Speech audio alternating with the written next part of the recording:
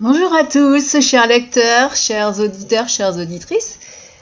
Bienvenue pour cette avant-dernière émission de l'année 2023. C'est vrai que les fêtes approchent et on va changer d'année.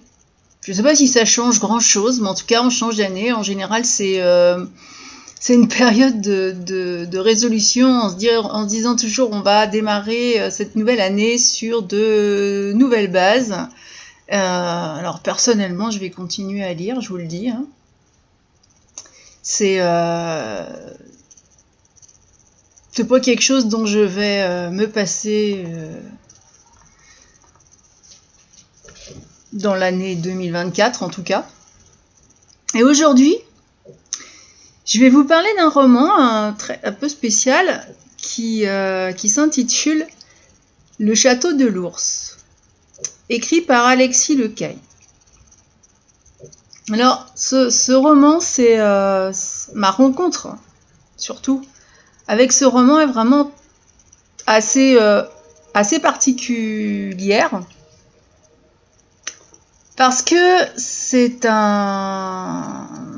je l'ai reçu en service presse, et ça m'a été proposé par l'éditeur, et j'ai pas accepté tout de suite ce service presse parce que si vous pouvez voir sur l'icône de l'émission la couverture de ce livre, elle n'est pas très attrayante. C'est un peu spécial. Et puis la présentation en 4e de couverture qui en est faite, c'est carrément très louche. C'était un peu inquiétant et franchement j'ai eu je l'avoue, hein, j'ai eu beaucoup de peine à me décider sur le oui ou le non de cette chronique. Déjà, il fallait que je le lise et donc que je le chronique. Du coup, l'éditeur, c'est Publish Room Factory.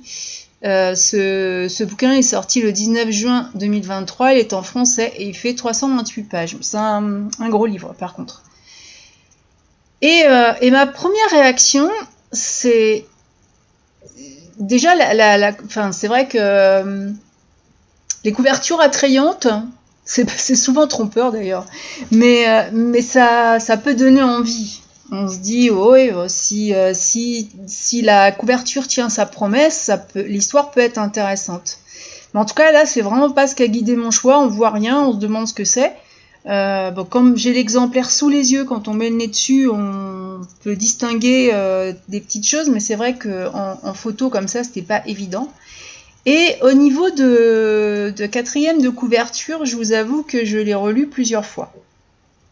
Parce que cette présentation, c'est vraiment un extrait de dialogue. Et puis, un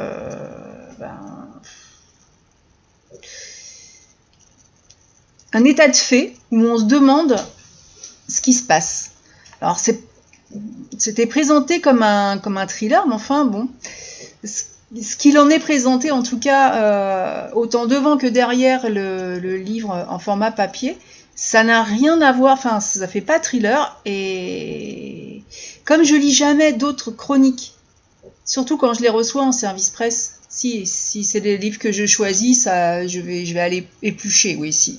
Je vais écouter des chroniques, je vais éplucher les trucs pour me trouver des idées lecture, sachant que sur les réseaux littéraires, j'ai des lecteurs proches, donc en général, si un livre les a emballés dans ce que je recherche, je vais trouver. Mais quand je dois chroniquer, pour éviter d'être influencée, je ne lis jamais l'avis des autres, sauf éventuellement quand j'ai rédigé le mien. Et c'était donc une décision vraiment difficile à prendre.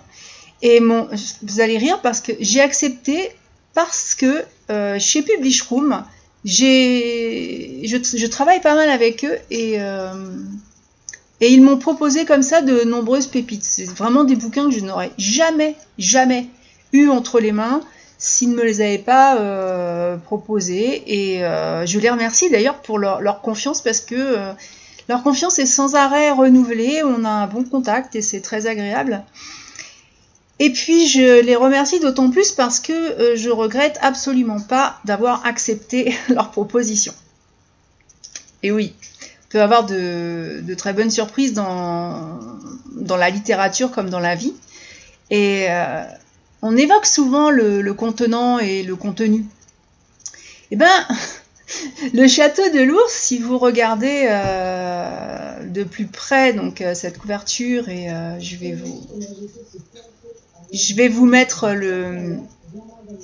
le résumé, mais n'empêche que c'est caché dans un écrin qui est assez étrange. Et par contre, ce fut une lecture aussi agréable qu'immersive, et même à partir d'un certain point très addictive au fil des pages.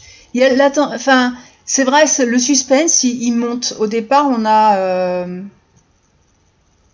le début de l'aventure, on a des... Bon, ouais. D'ailleurs, les premières lignes, moi, je me suis demandé le rapport entre le résumé et ce que mes yeux découvraient. Parce que c'est pas un début qui colle aux habituels thrillers. La construction classique du thriller, elle n'est pas comme ça. Donc la curiosité, donc ça démarre fort quand même, hein, et la curiosité m'a fait tourner les pages. Après, le suspense a commencé à monter, et le suspense soutenu m'a offert, d'ailleurs sur ma fin de lecture, un fabuleux moment avec ce roman, mon plaid, mon chat dans un coin chaud.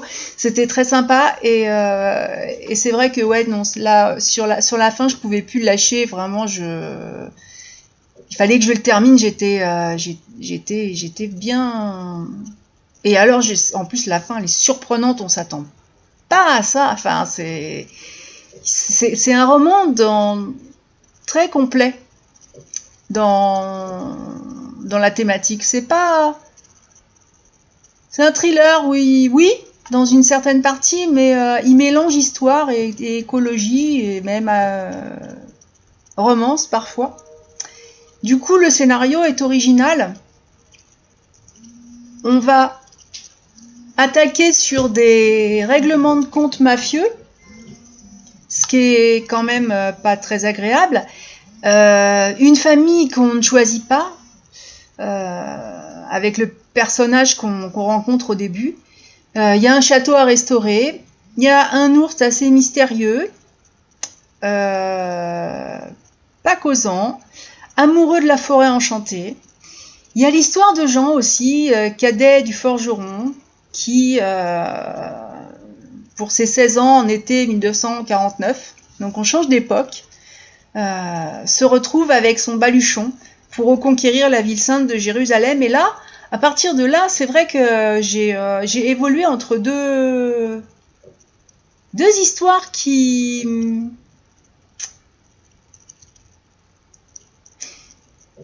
ont un déroulement, je sais pas comment dire sans trop en dire, mais dont le déroulement ne peut pas, enfin, vous êtes obligé de rapprocher ces deux événements, donc entre le quotidien et l'historique. Mais en réalité, on ne sait pas si ça a à voir déjà. Et c'est un jeune archer qui s'engage à protéger les faibles contre un seigneur abusif. De l'autre côté, un ours qui protège Nadejda, qui est le personnage donc principal, qui est menacé de mort dans donc de nos jours. Et c'est vrai qu'on se demande quel est le point qui relie ces destinées. Alors il y a l'amour, certainement. Il y a un projet environnemental à grande échelle, celui de Nadejda, et ça rend des personnages fabuleusement attachants. Il y a une aventure sentimentale qui vient s'ajouter à tout ça, et Et en fait, en dehors des sombres dessins de la mafia, et des protagonistes qui sont hargneux, détestables, violents, l'auteur donne vie à des personnages qui sont très singuliers. Il y a des caractères forts, mais avec énormément d'amour à donner. Et c'est vrai, ils m'ont charmé. Et peu importe l'époque, leur qualité, on a tous aussi des faces cachées, mais n'empêche qu'ils ont des qualités humaines qui sont respectables et parfois même exemplaires. Et c'est très surprenant. Il y a beaucoup de... Il y a antinomie, souvent. Mais c'est bien construit et c'est vraiment... c'est envoûtant. L'auteur Alexis Lecaille a une plume vraiment qui est fluide, qui coule, et le lecteur voyage en compagnie de tous les protagonistes. C'est vrai que je suis vraiment rentrée dedans au point de m'effrayer pour leur sécurité. Je voulais les prévenir d'un danger. C'est des personnages vivants dans lesquels j'ai retrouvé des sentiments respectueux et ça fait du bien. Il y a, on est dans un... La mafia, c'est quand même un monde de violence. De l'autre côté, les croisades, c'est pas non plus... j'allais dire, c'est pas très sain. Bon, si, c'était les guerres saintes, mais ce sont des ambiances qui sont plutôt morbides. Et là-dedans, dans tout ça, ces personnages principaux auxquels je me suis vraiment attachée, ils sont là pour faire du bien. Voilà, ils gonflent le cœur et c'est assez magnifique. Le château de l'ours, pour moi, de mon point de vue, c'est à la fois un conte qui est chargé d'histoire et il y a une douce aventure sentimentale. Et pourtant, malgré ce que j'ai dit précédemment, c'est un thriller qui m'a fait frissonner plus d'une fois.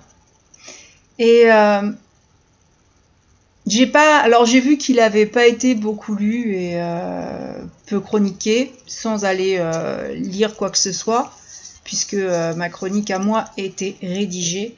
Mais en tout cas, je trouve que c'est surprenant, mais c'est vrai que c'est vraiment... Il n'a pas un bel emballage et il peut passer totalement inaperçu et c'est dommage parce que je vous invite vraiment à découvrir ce roman qui est riche en divertissement et qui ne peut que vous faire passer un très beau moment. J'ai choisi un extrait à vous lire parce que j'ai beaucoup apprécié ce côté de l'histoire où effectivement il y a ce projet. Bon, pour aboutir son projet, la pauvre Nadèja va devoir franchement donner énormément de sa personne. C'est là d'ailleurs le côté thriller, mais elle veut réparer le monde. Et si elle consacrait une parcelle de l'énorme fortune dont elle allait hériter à protéger des espèces en voie de disparition, à racheter des terres pour créer de vraies unités agricoles selon les normes écologiques, ouvrir des écoles destinées à former des enfants dans des pays sous-développés et surexploités par les trusts miniers occidentaux, elle aurait enfin apporté une vraie contribution au bien-être de la planète. Et elle aurait sa raison d'être. Voilà ce personnage qui, dans la tourmente, parce qu'effectivement, pour elle, ça commence très mal, dès l'ouverture, elle est dans ce... Mais elle lâche pas, quoi. Elle lâche pas son idée. Elle est très attachée à ne pas suivre les traces de sa famille mafieuse et à laver l'argent sale aussi d'une façon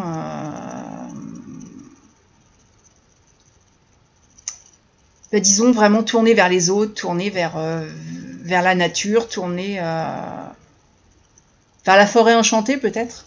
Parce que vous allez voir, il y a aussi une forêt enchantée. Voilà, donc en conclusion, un roman qui est vraiment très complet, qui m'a bien plu, franchement embarqué, et que je ne peux que vous recommander, parce que ça peut plaire vraiment à tous les lecteurs. Si vous êtes à la recherche d'un thriller, vous allez l'avoir. Si vous êtes à la recherche de vieilles pierres, vous allez les avoir. Si vous avez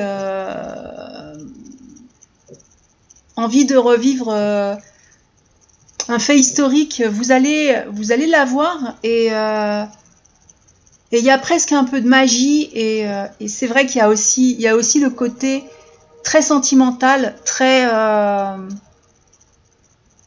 qui n'est pas romantique d'ailleurs, parce que les personnages ont beaucoup de caractère et ça se passe d'une façon qui est justement